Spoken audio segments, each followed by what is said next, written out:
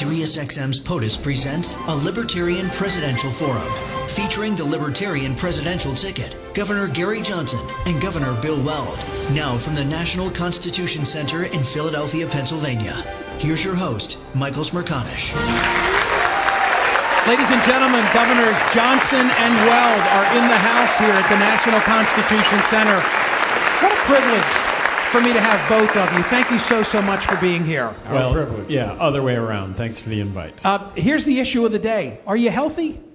I mean, I know in your case, Governor John, you're an Iron Man, right? I wrote a column about the two of you for yesterday's newspaper, and I made reference to the fact that you have, as this passion, biking and a whole host of other things. If I'm not elected President of the United States, next June I'm planning to ride the Divide, which is a 3,000-mile bike race on a mountain bike across the Continental Divide from Banff, Canada, to Antelope Wells, New Mexico. So if I drop dead tomorrow, it'll be a surprise to me.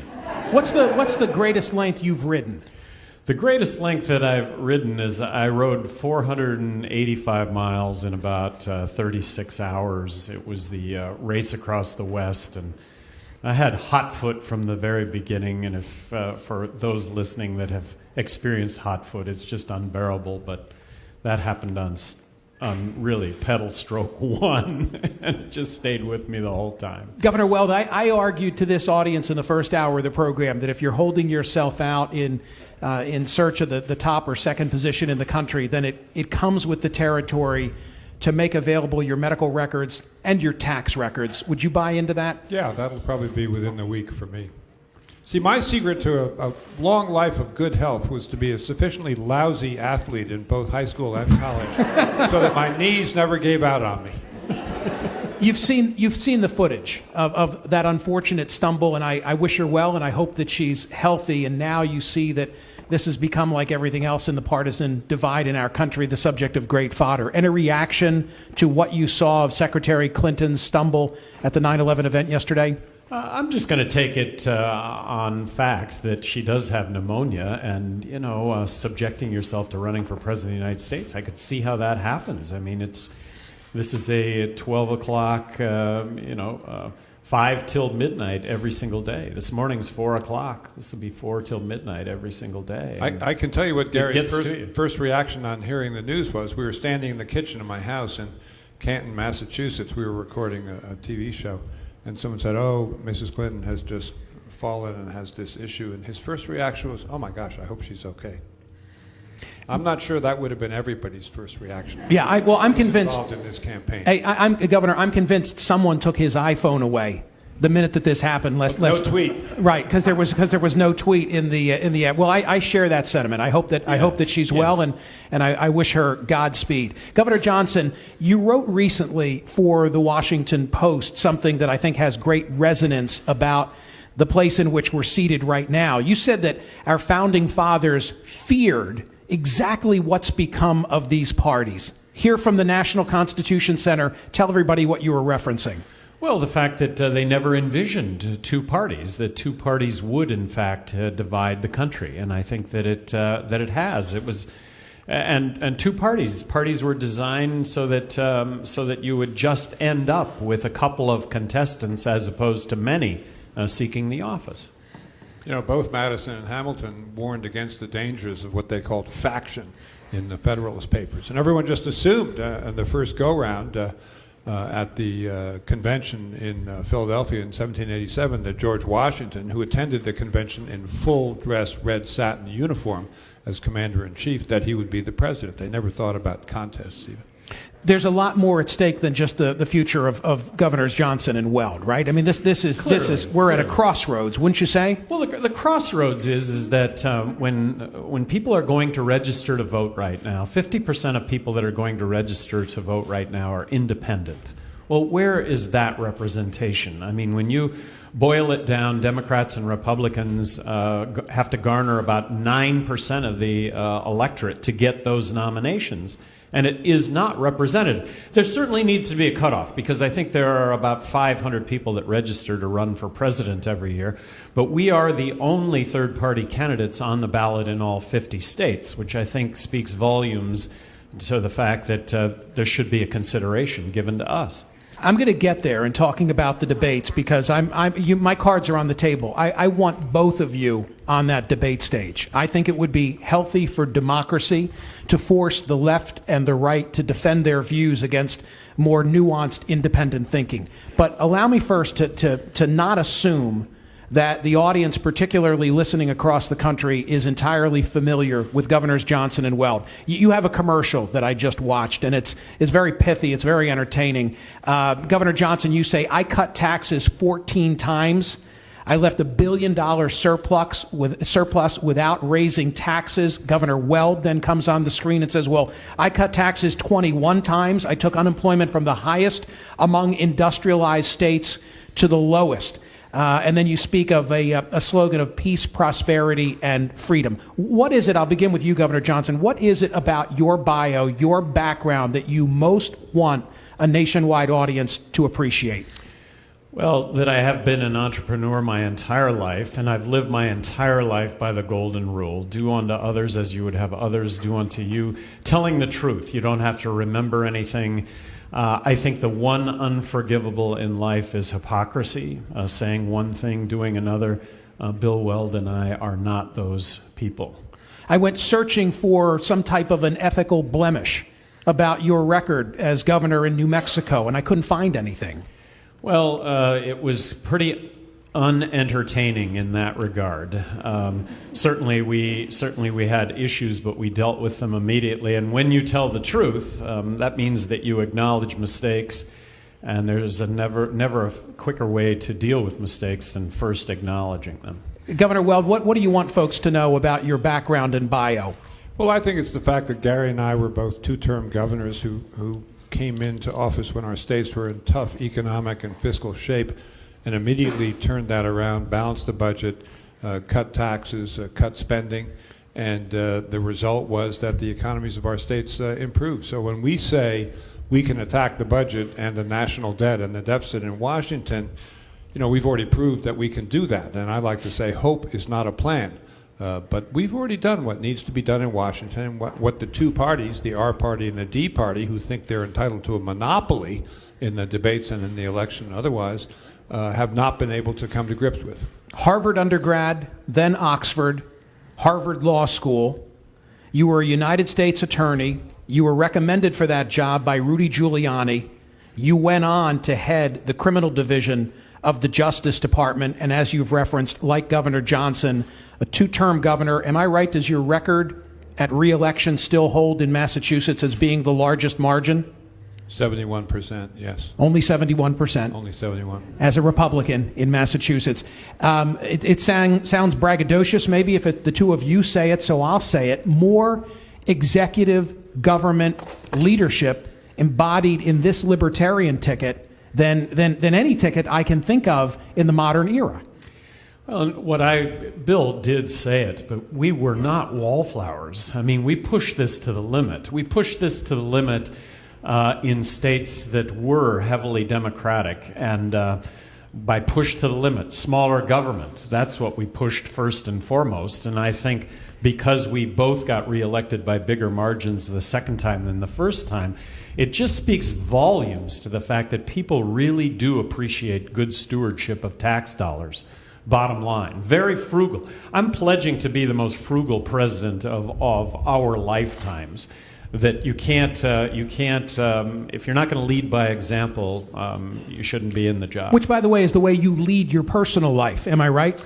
Yeah, there's a big difference between cheap and frugal, but frugal is is saving your money, not spending your money frivolously, and that money, for me, has always represented freedom. But aren't you the guy who drives the Porsche to Costco? I am the guy that drives the Porsche to Costco, but it's a 2003 Porsche. It's got 100,000 miles on it, and I'm going to guess that it goes another 100,000 miles. At least that's what I'm counting on. I associate libertarianism with less government, Governor Johnson, as you were just saying. Where can you be specific, the two of you, as to where there should be less government? Easy question. In the federal government, where do we need the federal government to get out of people's way? We're pledging to do a balanced budget within the first 100 days. And why balance the budget? Well, a balanced budget is about future generations. A balanced budget is about ensuring that there is health and safety and that we do have a defense in this country moving forward. But you can't balance the federal budget, which currently is a 20% reduction in federal spending. You can't do that unless you're going to address the entitlements, Medicaid and Medicare. You can't do it if you're not going to talk about reform to Social Security, and you can't do it if you're not going to talk about a reduction in spending when it comes to military spending. Something that I guess the other two candidates are just going to stick their heads in the sand over and somehow magically think it's going to fix itself. It's not. So we're not intending to be wallflowers as a president, vice president of the United States. What does that reform of Social Security look like? In my opinion, it's a combination of raising the retirement age. You could also have a very fair means testing. When you talk about Social Security, it is a retirement program. It's really, it is a retirement program. So it's also taking into account potentially more contribution into that fund. So if that means raising the contribution from the current level to a higher level so that those that are making more money end up contributing more, that may be a component of it also. But look, if we're not going to deal with this, it's not going to be around. It's headed to a fiscal cliff. I believe 2030, it's done for. You know, Michael, both of us came into governor the job straight out of the private sector. It was our first elective office. It wasn't like we've been climbing the ranks. And so we didn't know that there were any sacred cows in that budget. And every governor in the United States, except in the state of Vermont, is required by state constitution to file a balanced budget every year. Now, the bozos in Washington just don't do that, but there's no reason that they couldn't. And I think the secret is having the political will to say, we're going to start fresh every year. We're going to zero-base this budget. If there's a preventive health program that has wonderful results last year, we'll multiply that appropriation by 5. But if there's a much bigger item that creates a formless, muddled bureaucracy that nobody can quite tell you what it does for a living, zero that out. That's where the big money will be. I was disappointed that Alan Simpson and Erskine Bowles and their commission invested all of that time, and at least to my satisfaction, there was never a clean up or down vote by the Congress on that which they were putting forth. And I thought that the people at home were owed the knowledge of how did their representatives stand on Simpson Bowles. What would the two of you have done in that regard? I agree with you completely. Using the bully pulpit, I would have said that I completely endorse what has taken place. And as governor of New Mexico, when I would convene groups to actually bring about recommendation, my pledge ahead of time was that I'm going to back the recommendation. I don't want you here spending time that isn't going to end up with at least this impact, which will be my backing. In what circumstances is military force appropriate? When attacked, we will attack back, that we should have an invincible national defense. I'll point out that 3 weeks ago there was a poll done among active military personnel on whom they favored to be president of the United States. That was me. And I'd like to think it's based on what both of us have been saying, and that is judicious use of the military. Let's stop from involving ourselves in regime change, which has resulted in the unintended consequence of making things worse, not better. Syria right now is as a result of regime change that started in Iraq. You know, we're not saying that we shouldn't have demonstrated military superiority in both air power and naval power, but that doesn't mean you intervene every time you see something in another country that you don't like.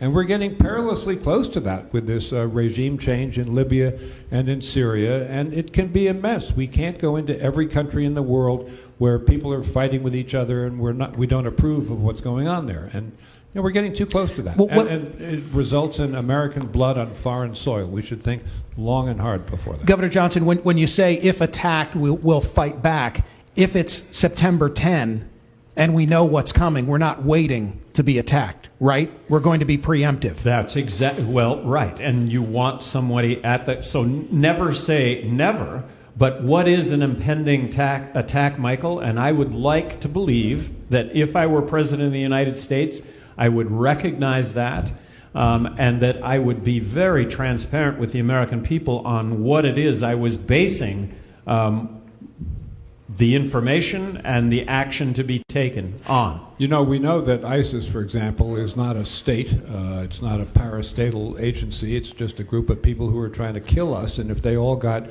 isolated, say, in South Yemen, and you could take them out with one strike, that would be the thing. After 9/11, we were attacked. Al-Qaeda. So going into Afghanistan, I fully supported going into Afghanistan. We were attacked. But after being in Afghanistan for 7 months, we wiped out Al-Qaeda. Of course, Osama bin Laden, nowhere to be seen. We could have left our options open to come in to get Osama bin Laden. But here we are. We're there 13 years later. And for some, I guess we're going to be there another 20 years or forever. Whatever the consequences are of getting out of Afghanistan tomorrow, those consequences are going to exist in the same way whenever it is we get out. So we should get out of Afghanistan as an example. When there was actionable intelligence that was brought to President Obama that suggested we have bin Laden, he's in this compound in Abbottabad, do either of you have any problem with the way in which that mission was then carried out? I wouldn't even, by the way, I wouldn't even stop to ask this question, but for Jill Stein having said in Iowa over the weekend that she thought that that was not the way in which we should have gone about it. I would not second guess the administration on it one bit, and I am grateful for the outcome, and that's my point, is that that was who we were at war with. Al-Qaeda, Osama bin Laden. Look, we went in, we got him, and I applaud the administration for their actions. I have to ask you about this. I'd be derelict in my duty if I didn't. On television Saturday, I threw you a lifeline, and you didn't want it. I asked you about Aleppo, and I said to you, and by the way, if I were asking Gary Johnson about Aleppo, I think by nature I would say, I want to ask you a question about Syria. What should we do in Aleppo? That's just the way in which I roll. And I think that it would have been fairer to you to put that reference in context. But the question that I asked you on CNN that I want to pursue a moment on POTUS here on Sirius XM is this. Does your lack of instantaneous knowledge and association of Aleppo reflect on this view that you are espousing of less foreign engagement and less foreign entanglements? Am I to read into that Aleppo's just not top of mind for Johnson Weld the way that it is for the others? No, it shouldn't. I'm running for president of the United States, and the fact that I didn't click on Aleppo, that's my fault and nobody else's, and I take complete responsibility for that.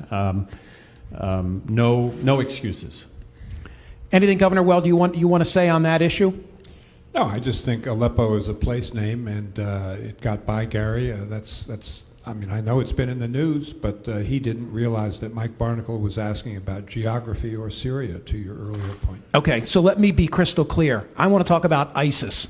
What's the approach of Johnson Weld relative to ISIS? So there are two aspects to that, I think, Michael. One is the lone wolf mass killings in the United States inspired by ISIS, encouraged by ISIS, and for that, I think we need a specialized unit within the Justice Department to collect intelligence, have whistleblowers, and a bank of information so that you don't have the situation that happened in Orlando arise, where a guy had been interviewed twice by the FBI for his alleged boasts about links to terrorist organizations, and he got out of the database, and that was the shooter in the Orlando nightclub, and that's been very effective. Rudy Giuliani and I used that approach against organized crime in the 1980s when we were prosecutors in the Justice Department.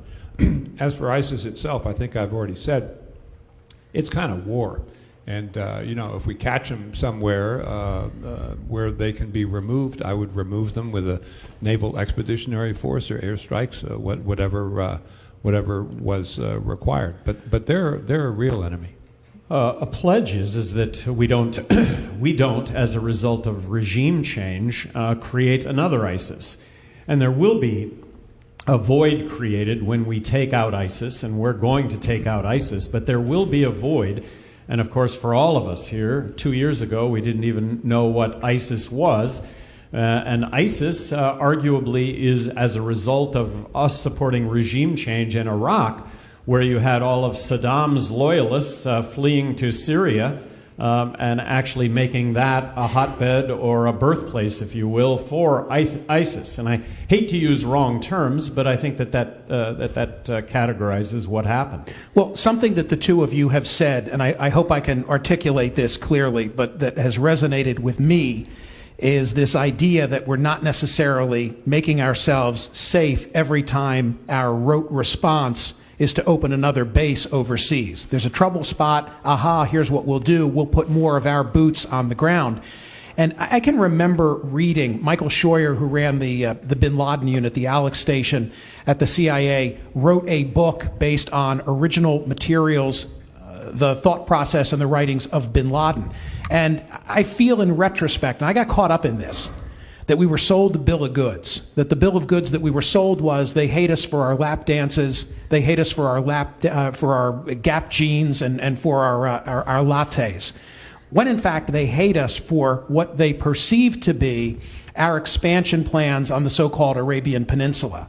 And when I finally, initially I didn't want to hear it. I just wanted to kill whoever was responsible for September 11. And after a passage of years, I wanted to understand, well, what is the motivating factor? And I guess what I'm trying to say, Governor Johnson, is that to your point, the more we get involved over there, loosely defined, perhaps the more perilous the situation becomes for Americans. I think certainly that's been the history. And if you take Syria as an example, it's a civil war. And we pit ourselves on one side, the minority side of this, against Assad. And as horrible as Assad is, the alternative ends up to be just the same at best, and in many cases worse. And that's just an example, but it's regime change. And when we involve ourselves in that, that is not judicious use of the military. Okay, but by the same token, to the extent that we can, through drones or otherwise, take out the leadership of ISIS, you're prepared to put that hammer down. And with drones, for example, arguably we are killing thousands of innocent people. Back to your original point, that are we adding fuel to the fire? Given if it were any of us, if it were given this country and drone strikes were being flown in this country, killing our friends, family, co-workers, we would vow vengeance against that perpetrating country up to and including giving our own lives to seek vengeance. That's the seeds that we're sowing. Drone strike, though, given a certain circumstance where clearly you have the target isolated, you certainly wouldn't rule out anything. Ayman al-Zawahiri was bin Laden's number 2. 15 years on, we still don't have him. Governor Weld, if information comes in that says we have Zawahiri and we can take him out with a drone, we're doing it, right? Oh, sure. I mean, no tears were shed last week for al-Adnani, the director of ISIS who was killed. I ask these questions, they seem almost naive, but I think that there's a perception, not with this live audience because I think they get you two guys, but that there's a perception among some that libertarianism is equated with weakness. Button that subject down and I'll move on. Well, that libertarians are not isolationist. We're non-interventionist. Isolationist, I think, really describes Donald Trump. Look, bringing the world together is through free trade, diplomacy. The answer to Syria, and I've been saying this for weeks, is Russia. That's the answer, and I hope the ceasefire holds up, and I recognize how complex all of that is. I think the biggest threat in the world right now is North Korea, and the only way to address North Korea is to actually join hands diplomatically with China to deal with that. Go ahead. I'm sorry, Governor. I was going to say, Michael, the last dozen years or so, I've traveled a lot around all over the world, Asia, Africa, Latin America, Europe, partly on business, but also as a member of former heads of state organizations discussing foreign policy issues. And I think it's fair to say that we do believe in engagement, constructive engagement, cultural diplomacy, uses of soft power, many ways to skin a cat. But we are not going to try to stick our heads in the sand, pretend we don't live in a global economy, and bring back the era of the buggy whip, which is what Donald Trump seems to want to do, saying we're going to withdraw from the world, we're not going to have free trade anymore, and we're going to have a closed economy. That is not going to work for the United States. It's a privilege for me to host Governors Johnson and Weld here at the National Constitution Center for a full hour, just one brief intermission, and we'll take it right now and then return with our special guests. History in the making. This is POTUS, Sirius XM 124.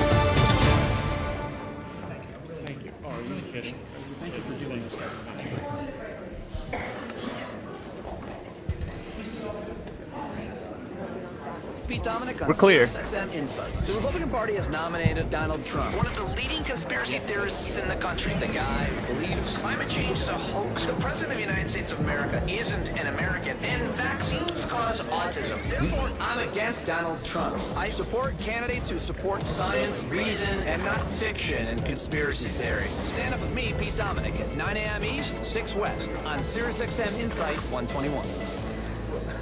What's up, everybody? I'm Stephen A. Smith from Mad Dog Sports Radio. It's an important message just in time for one of the busiest times of the year in sports. Now, through September 20th, we're turning on live NFL, MLB, NASCAR, and college football play-by-play, plus every Sirius XM Sports Talk channel in your car for select package subscribers. NFL, hear the games live. Major League Baseball, hear the games live. College football, hear the games live. Move your dial around and check out what you've been missing. Go to SiriusXM.com/sports free preview to learn more. Susan. She just received her genetic reports back from 23andMe.com. Awesome. Oh, she can't wait to see what her DNA says about her. Okay, here we go. That's her drinking coffee while she reads about her genetics. She drinks a lot of coffee. Oh. She's just learning that people with her genetic type tend to drink more caffeine. That explains a lot. Wow. Oh, now she's discovered she has 14% Italian ancestry. Her family said they were 100% Romanian. Maybe that's why she likes to travel to Italy so much. Whoa. And now she's also learned from her 23andMe report she has hundreds of DNA relatives, third and fourth cousins. She's calling her brother Steve to share her news. Or Stefano, as he'll be known from now on. Know more about your 23 pairs of chromosomes, your DNA, with an in-home saliva kit from 23andMe.com.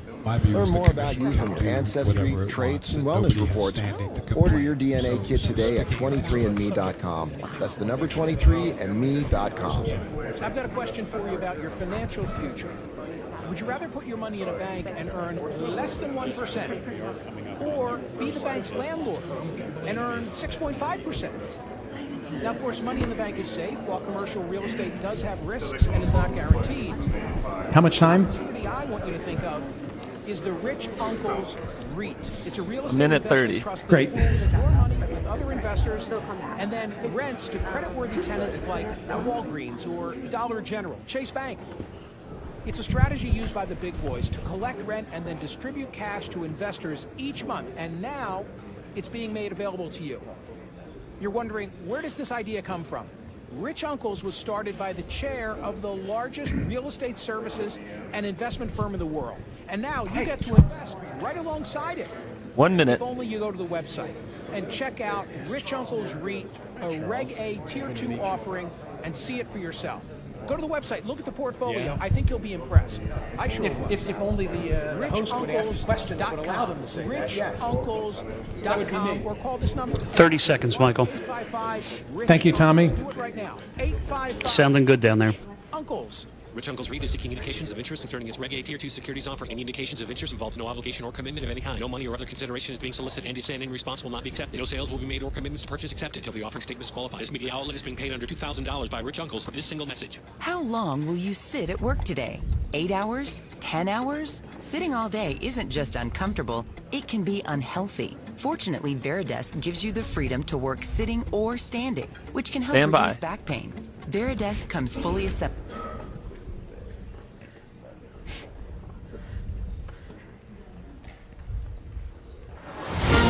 You're listening to a special POTUS Channel presentation, a Libertarian Presidential Forum with presidential candidate Gary Johnson and his running mate Bill Weld from the National Constitution Center in Philadelphia, Pennsylvania. Here again is Michael Smerconish. Hey, we're back in Philadelphia with Governors Johnson and Weld. Governor Weld, before the break, thank you for that. People are thrilled to have you here. I'm thrilled to have you here. I really appreciate you availing yourself for a full hour of questioning. Governor Weld, before the break, you made passing reference to Russia. Read the tea leaves on this Trump-Putin dynamic and tell me what's his game. I mean Trump's. It's hard to figure because, Vladimir Putin is no day at the beach. And our interest in his, particularly with respect to Europe and Eastern Europe, do not coincide. And it's well known that Mr. Putin thinks that the biggest disaster of the 20th century was Mikhail Gorbachev, putting down the Berlin Wall and the breakup of the Soviet Union. So he has very dynastic ambitions. We saw that when he grabbed Crimea. Mr. Trump appeared not to be aware of the annexation of Crimea at one point. But, I agree with Gary, Governor Johnson. I do think we need to deal with Russia, and we, for example, Syria, they're an indispensable party, just as we need to deal with China. But Russia is going to be a tenser relationship, I think, even than the one with China. Isn't what this is all about is that Trump is giving him an invitation to drop whatever he might have access to from her private email server and to do so in the final month or so of the campaign? Well, Mr. Trump all but said that out loud. He said, I hope the Russians can get those other 30,000 emails and make them public. Oh, just kidding, just kidding. Which is a more potentially serious ethical lapse? Her use of the private email server or his foundation writing a $25,000 contribution to the Attorney General in Florida, Pam Biondi, at a time when her office is evaluating Trump University? It's damning on both sides. I mean, there's a reason why these are the two most polarizing figures in all time and space when it comes to running for president. For me personally, it's the first time that I've really connected the dots between Bill Clinton's speaking fees and why that was happening. I thought it was payola for him having been president. More power to him.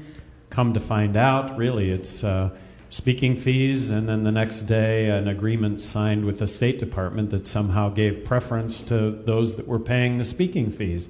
That stinks. That's pay to play. That's crony capitalism at its peak. On the Trump side, you know what? Here we have the buy side and the sell side of politics being represented by the two presidential candidates. I've never taken one penny from politics. Both of us, never having served before in political office, and showing, I think, what can be done. Bill Weld was a political role model for me, named the most fiscally conservative governor in the country in the 90s, and let me refresh everybody's memory. So were you, Governor. So let me refresh memories on Bill, and that was that he accepted the ambassadorship to Mexico, but was blocked by Jesse Helms because he was pro-choice, pro-gay, and pro-medical marijuana. At that time, I saw myself on trial. We were really two governors who were making a difference. Fiscally conservative, socially inclusive, which I think encompasses most people in this country. Donald Trump, Hillary Clinton, buy side, sell side of politics, it's the worst of politics. Michael, if I could speak to your question, what troubles me about Mr. Trump is not the loose ethics, it's the staggering ignorance of history and of international economics, evidenced by his plan to round up and deport 11 million people from the United States because their papers might not be in order. It reminds me of Nazi Germany, to build a huge wall on the Mexican border so that no one can ever pass there. It reminds me of the Berlin Wall, which was the biggest disaster. So what are we going to do? Century. Whether the number's 6, 7, or 11 million, what are we doing with those who are here who didn't play by the rules? Ought to make it as easy as possible for them to come in the door and get a work visa as long as they've been law-abiding and understand why they're here as undocumented workers in the first place. Don't put the government in charge of quotas. Quotas don't work. there will either be jobs or there won't be jobs. And when it came to undocumented workers coming across the border, it was you and I looking out for our families. Jobs existed, but you couldn't get across the border legally. You or I would have done the same thing for our families. It sounds like amnesty. No, I think that's, in a way, it's a canard that Mr. Trump has planted in the public mind, that all these 11 million people whose papers are not in order, most of them, by the way, simply because they overstayed their visas, not because they crept through a tunnel or something. But they're not going to become citizens of the United States. They're not going to jump the line to citizenship. I mean, Gary's right. This is partly an economic issue. You want to make it easier, not harder, for people to come here and get a work visa. And when they do so, they pass a background check. They have to pass a background check, get a Social Security card, so they can pay taxes. The problem is people living in the shadows. That's not good for the polity. New Mexico, 20, 30 years ago, undocumented worker was a whole different situation than it is today. You had people that came across the border undocumented. They bought homes. They've had children who have had children. And now we're going to take them out of their homes that they own, that they've owned for decades, and we're going to send them back to Mexico. I'll tell you, this is going to work horribly in New Mexico, where 48% of the population is Hispanic. I guess it's going to be a door-to-door search by Homeland Security, and that is not this country. We should be embracing immigration. We are a country of immigrants. You know, the Pew Foundation came out with some research just a few days ago about how in-migration from Mexico is at its lowest level in 12 years. In fact, has been reversed, and yet Mr. Trump persists in planting the idea in the public mind that this is the greatest threat to America's security is people flooding across the border from Mexico. It's just not true. He's using it to try and set group against group, to stir up resentment and envy and even hatred. That's what I find so troubling about Donald Trump. I want to talk about the Supreme Court of the United States. We're in the National Constitution Center. I began this program with Jeffrey Rosen, the president. He's also a constitutional scholar who was seated in your seat, Governor Johnson. And we were talking about the fact that Merrick Garland has been nominated, hasn't been given a hearing. We're in limbo. There are only 8 justices on the Supreme Court of the United States, and we were trying to game out what will happen with regard to his fate based on who wins the election. Here's the question. What's the approach? What's the approach not only to picking a Supreme Court justice, but also to the entire federal bench, which is the responsibility of the chief executive as those vacancies occur? I think that having been governor, I think one of my legacies was that I made really good picks when it came to filling vacancies. How did you do it? Interviewed each one of them individually. There was never a litmus test. But in the case of litmus tests, that you would look at judges that would rule on the basis of law, rule on the basis of original intent when it comes to the Constitution. But with regard to litmus tests, look, we're looking for high qualified individuals back to not looking to write law. They're not looking to write law, they're going to interpret law. You know, I think as libertarians, we'd be interested in judges who understand this is the Constitution. Gary and I each read it at least once a month. It's a very interesting and quite short document. The 10th Amendment to the Constitution says that powers not expressly conferred on the federal government are reserved to the states, respectively, or to the people.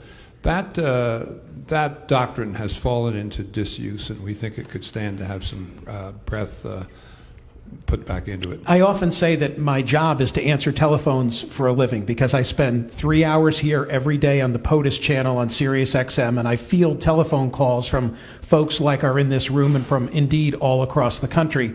And every once in a while it gives me the opportunity to have my fingers on the pulse of subjects that are really striking a chord. Now this has gotten tremendous play, but I've seen it coming for a while. Opioid dependency and the heroin epidemic. And I think that this is a subject I'd like to hear the two of you speak to, given some of the misconception that exists pertaining to libertarians and drug policy. Talk to me about heroin. Well, heroin is prohibition. The death due to heroin has everything to do with prohibition. Quality, quantity, unknown. So when it comes to heroin, if an individual community really wants to cut down on the death of heroin overdose, and this is a local function, this is a state function, this is not a federal function, but if cities were genuinely concerned about overdose death, They would open up clinics where you as a heroin user could come in the door and get your heroin dose tested without criminal penalty and get it tested as to whether or not it's going to kill you or not. So harm reduction strategies, looking at drugs as a health issue first, not a criminal justice issue. Both of us, I believe, signed needle exchange. I signed a bill, needle exchange program in my own state, reducing death, disease, hepatitis C, HIV. If these are the things that we're really concerned about, we can make a huge impact with regard to overdose deaths. Currently, we have the most successful program in the world for killing heroin addicts. I would have scoffed at what you just said 10 years ago. I interviewed recently a young guy, I think he's 29, the mayor of Ithaca, New York, Savante Myrick, I hope is his name. Either that or that's somebody I went to high school with that I just identified. But he proposed this, and it was written about on the front page of the Times. And there was enormous blowback to the idea that they would set up, in his case, it was a place where addicts could come and shoot under supervision. But I'm now coming to the mindset of what you just said, which is we've criminalized addiction in many of these cases. And, you know, everybody, I think, now has a degree of separation from the reach of this problem. It knows no boundary by race, by age, by geography. If I may share a story, I was asked when I was governor to meet with judges in Portland, Oregon. I had no idea what the meeting was going to be, but I met with the judges, and what they said was that, first of all, we're here to support you. We think that everything you're saying regarding drug policy is right on, but we would like to share with you a story here that maybe will educate people and make people better understand the drug issue. They said that the real problem when it comes to drugs is methamphetamine, that it's horrible, that it really alters people's behavior. Then they said methamphetamine is the best example we can think of a prohibition drug. It wouldn't exist but for prohibition, that it's cheap and it's easy to make, so the consequences of methamphetamine fall disparagingly on the poor.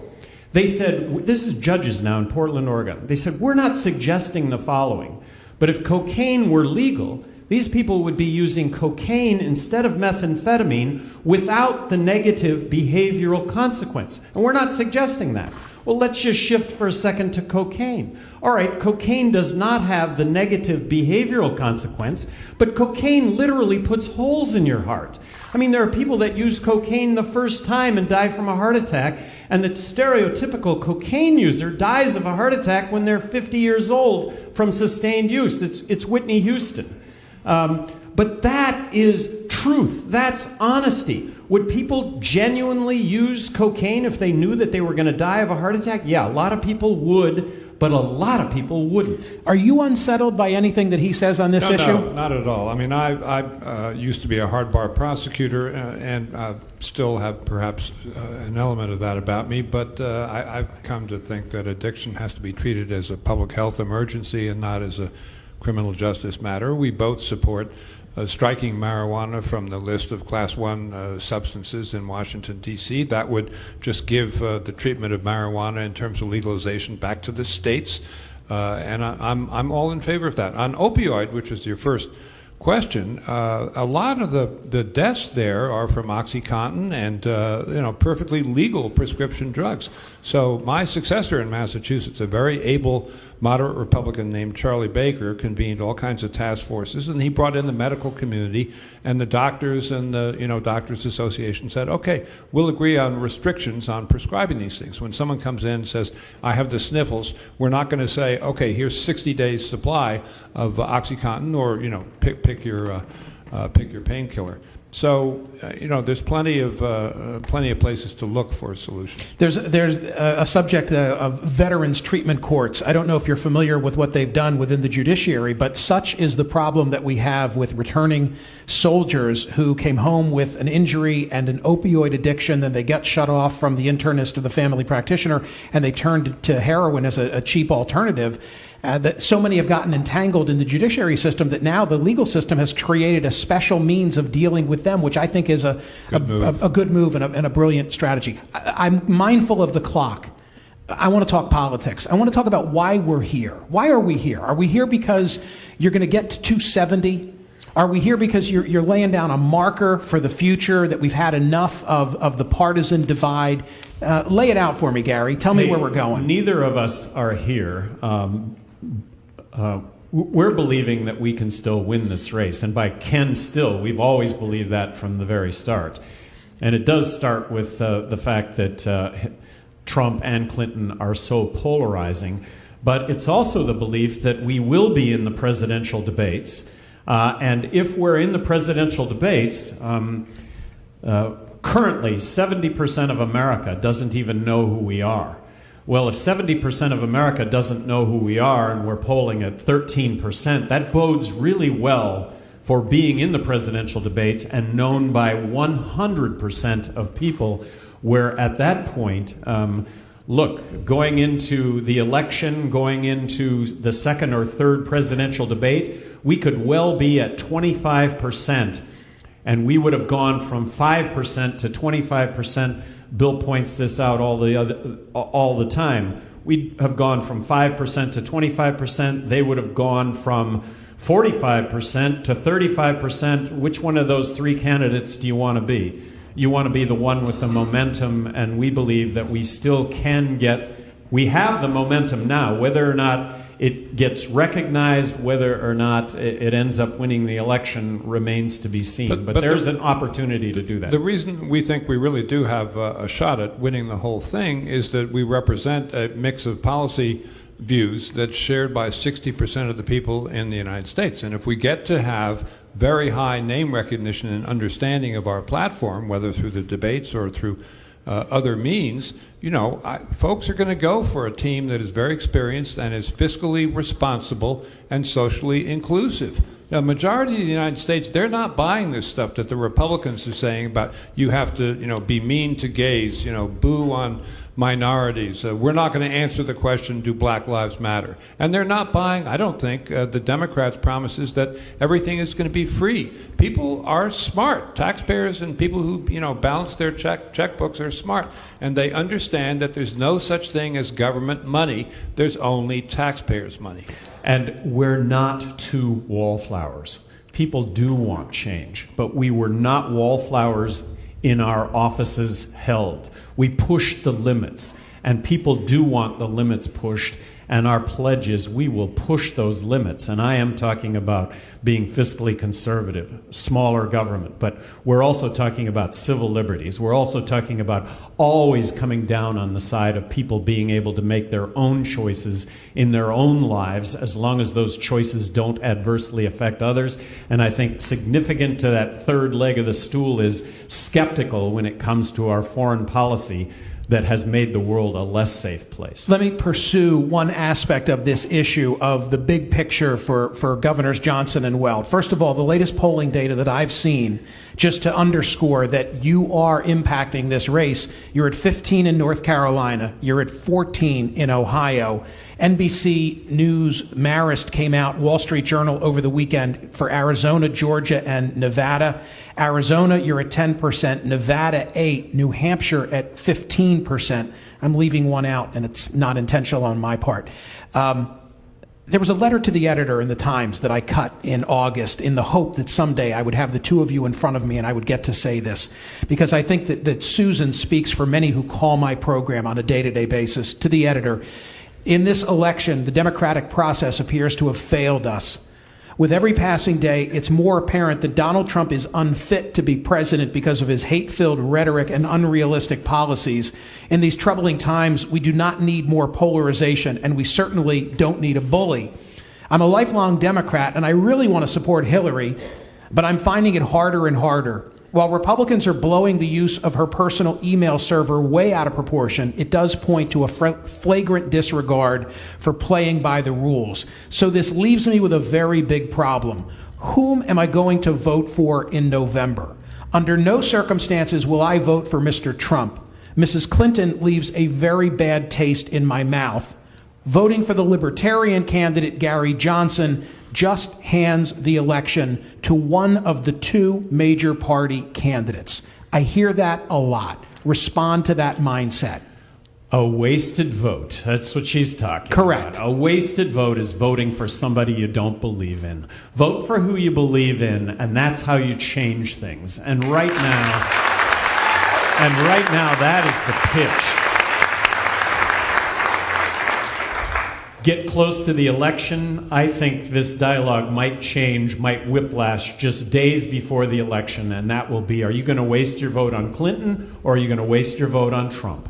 So this is the year when people really have to think for themselves, because what's coming out of Washington is a big effort to brainwash the American people into thinking they have to choose an R or a D, no matter what the R and the D say, and no matter how they comport themselves. That's simply not true. And you have a safe third choice here. We're not two wild-eyed guys. We're two-term governors. So if people do focus with laser-like intensity on the three choices and think for themselves, we think we run the table and win the whole thing. Brainy Bill, honest Gary. That's our pitch. I took note of the fact that Governor Romney said in the last couple of days, he tweeted that he hopes you make it to that debate stage. Is there a prospect of winning an endorsement from someone of his stature? I think the endorsements are coming out the roof. I think the editorials from newspapers. The Richmond Times-Dispatch? Richmond Times. Pretty Dispatch. Impressive. Yes. Very Winston-Salem paper yesterday. Winston-Salem paper yesterday. Very strong. Very heartening. But nobody that you can look to. I don't expect you're giving me a name. I'm just wondering if you've got a member of the Senate, somebody that you are optimistic you're going to bring around. I mean, I'm very close with some senators and some governors, but I kind of think we have to close this sale ourselves and do it ourselves. You know, we're the people running, and we hope to get to that 15%, and whether we do or not, whether we're in the debates or not, we're going to make as much noise as we possibly can, and if people focus on the choices in this election, we think we'll be just fine. I want to ask you about your approach should you get on that debate stage, because just last week there were back-to-back interviews that Matt Lauer conducted on national security with Donald Trump and with Hillary Clinton, and as you well know, it became a debate item as to whether he'd been too harsh with her and went too easy on him. And here's the question that results. What is the role of a debate moderator? Is it their job to be a fact checker in real time? As two who want to get on the debate stage, what's your answer? For me personally, I think there are thousands that will debate the facts after the fact, and that for a debate moderator to be put in that position, maybe they should be the third-party candidate running for president. You don't want to see that happen? I just don't think it's realistic. I think that's too much. How is your debate game? I mean, arguably, in order to get elected twice as the governor of New Mexico and twice of Massachusetts, you've had to stand in the arena. How are you on your feet? When I ran for governor the first time, I ran against the incumbent. I debated the incumbent 2 times. When I ran the second time, I was the incumbent. I had a challenger. I was up significantly in the polls. Conventional wisdom would have said that I would have debated him 1 or 2 times because I was so up in the polls. By choice, I debated him 28 times. Governor? Well, I can't match 28, but when I ran against Senator Kerry of Massachusetts for the U.S. Senate in 1996, we had 8 debates, and that was the marquee race that year. So people got a good taste of it. It was highly entertaining, and by the end of that period, my skills were sharp. Some are critical of me because I have said that if a pollster calls your house in the next week, tell them you're for Johnson and Weld so they get on the debate stage. And I said there's always plenty of opportunity to change your mind after the debate. Makes sense to me. But I want to see them defend against nuance. For what it's worth, in the suburbs of where we're seated, I'd like to think that I lead a normal existence, pumping gas, going to the giant supermarket, and now in this season at a back-to-school night next week, people will engage me to talk politics. The only individuals that I interact with who see the world entirely through liberal or conservative lenses are the people who do what I do for a living. They're the talking heads on radio and television. It's just not the way the real world thinks. And I think that those individuals are deserving of a place on that debate stage. That's why you were here, and I appreciate very much your time. Governors Johnson and Weld, thank you.